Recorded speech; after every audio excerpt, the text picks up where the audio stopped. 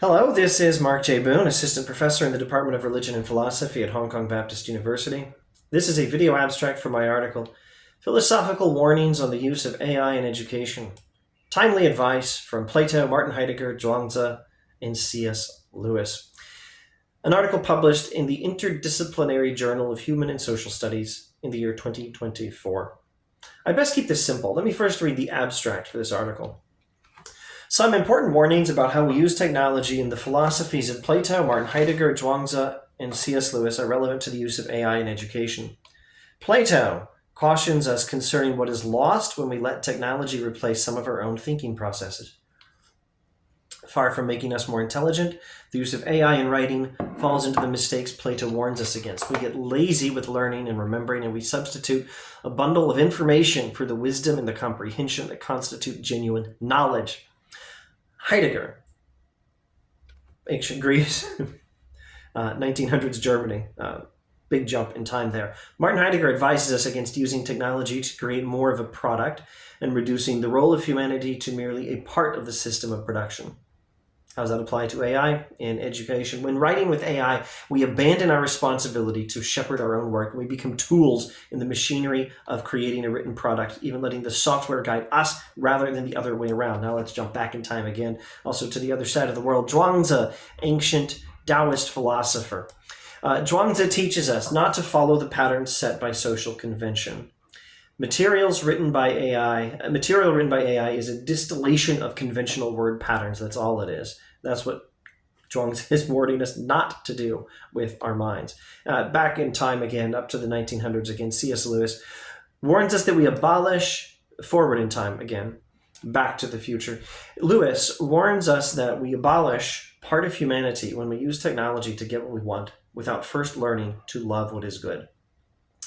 Using AI to get our writing done means sacrificing the essential human love for finding and understanding the truth, and instead allowing our own words to be conditioned by unknown authors of algorithms. In this article, I explain these matters, and I close with some helpful suggestions, well, I hope they're helpful, for how we might use AI more constructively, assuming we are going to use it at all.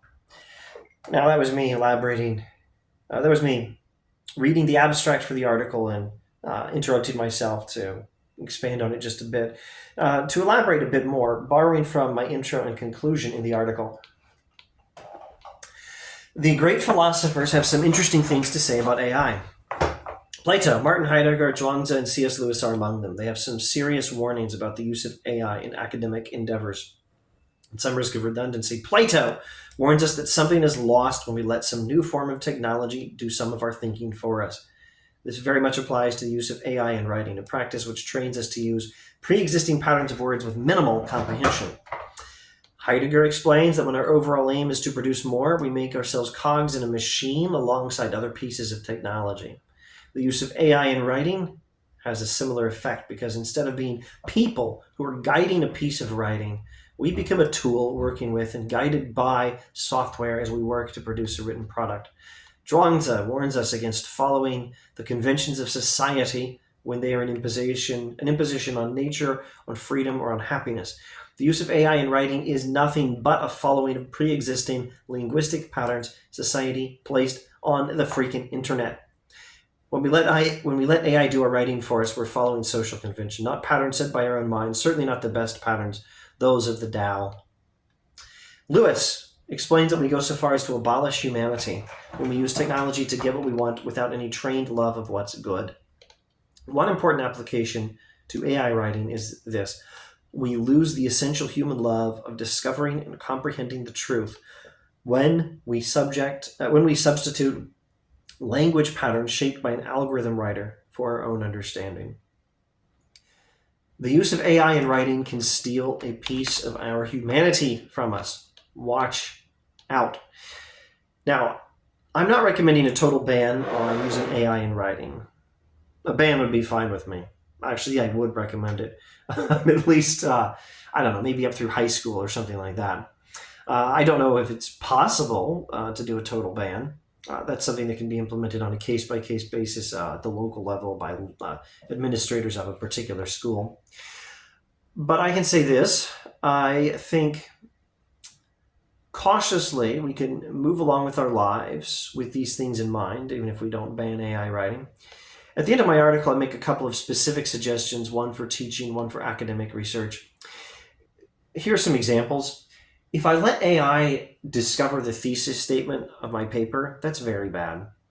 But if I'm having AI rephrase a tricky paragraph of my own composition to help me get past a moment of writer's block, and then I carefully read the result to make sure I agree with what it says, that's probably okay. Telling AI to write up a relevant bibliography, and then I look over the results to find out which sources are actually real, which ones are good, which ones are relevant to my research, and then I go and I look at them carefully and I cite them myself, that's probably okay. It's not much different from using search engines without physically going to the library. Having AI read an article and summarize it for me so I don't have to think about it, well, that's bad. But having AI read it and summarize it as an intro to the article to be handled, let's say, the same way I might handle the work of a competing scholar with whom I often disagree, roughly a useful intro in which I'm keeping a sharp eye out for errors, a useful intro to the topic. But I'm definitely watching for errors carefully. That's probably okay. Now, I don't think I've ever used any of these. I'm checking my memories. I've never used AI at all in my writing. I barely used it for anything at all, and as a general rule, I hate it. I think maybe the biggest summary statement I could give would be this. We need to learn how to do things without AI before we can usefully do anything with it. That's probably the moral of the story that you can keep. A new technology may not be necessarily and inherently evil, but the use we make of it could be devastatingly wrong. And I'll stop there. I recommend this article for anyone interested in these matters, especially if you're also interested in Plato, Zhuangzi, Heidegger, or Lewis. The article is open access online. And thanks for watching.